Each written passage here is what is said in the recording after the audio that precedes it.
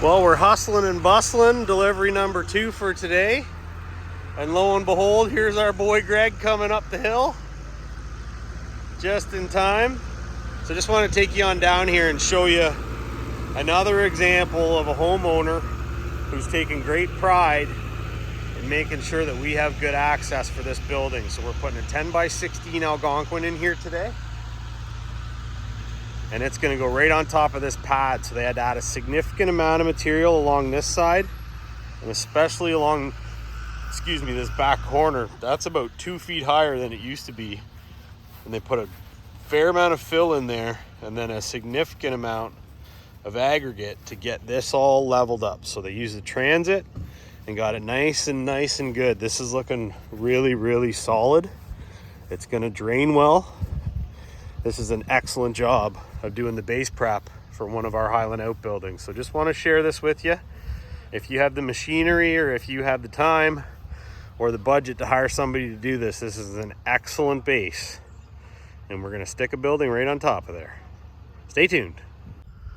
So this is a 10 by 16 Algonquin. The customer in this case has decided to add some features to the building before it gets finished. So the floor in this building is insulated, but the walls have been left open, and then there's pine inside that they will go ahead and install after they put some wiring in. I think they're going to run a high-speed internet cable out here as well. This is meant to be a home office.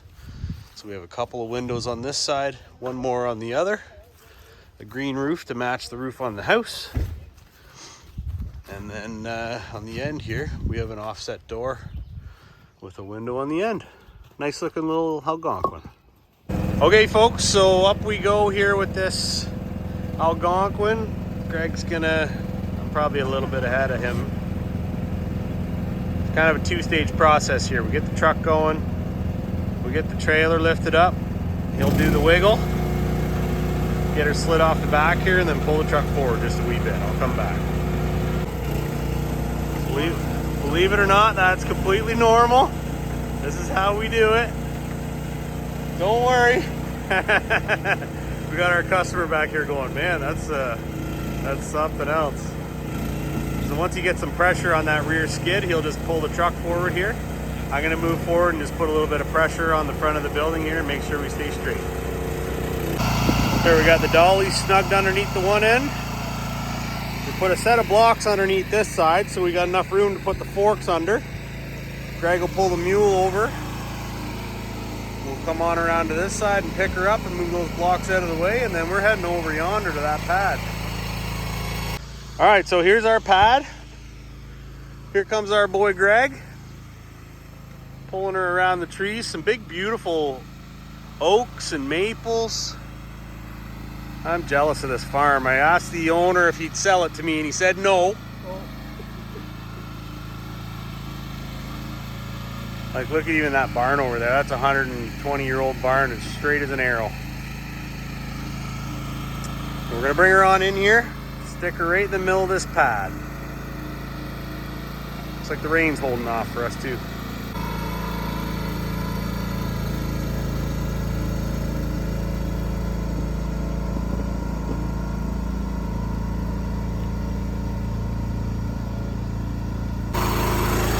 Now we go under here. Give this boot.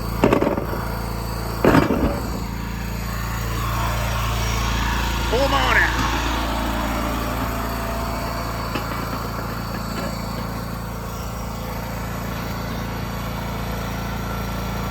That was a bit of a wimpy kick on my first kick there.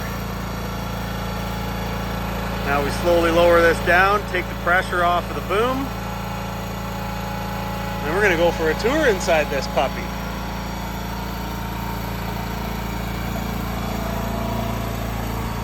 Looking pretty good. Okay, so our customer here had a couple of particular design choices that we were happy to oblige.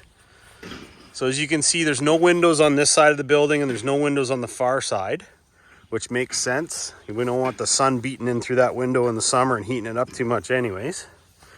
So in here, this build has an insulated floor. but they're gonna do the wall insulation themselves. So we do have the house wrap around the entire envelope of the building. We ship the building with the pine, which you can certainly have as well. And then the trim, we've already installed, so the pine's gonna slide right in here, so you don't even have to install the trim around the windows since we started using the steel trim. You can see the double header all the way around the top of the shed.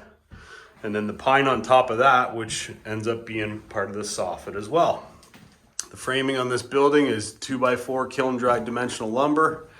And in this case, which is a rarity for us, but a request by the customer, he wanted roof sheathing on this building. So we obliged. And then we also added ice and water shield and then the steel on top of that. So our typical practice is just strapping. But if you wanted us to do this for you, we could do that too. It's not typical, but it's what he wanted. So that's what we did. And then once they get in here and add all their wiring, put all the insulation in, then they're gonna put this pine up themselves. And we're happy to ship that along with your building too. So if you want a building like this with an insulated floor with the pine to accompany it, and you want to do the insulation yourself, you want to do a fully finished building with the pine already on the building, you want to do anywhere in between, we'd been more than happy to build you a Highland Outbuilding. This little 10x16 is now at its home in parts unknown Ontario on another rural property that I am completely enamored with. I love it out here. And this building looks right at home. Check us out at highlandoutbuildings.com. You can call me anytime, 705-309-9088. And y'all have a great weekend. Cheers.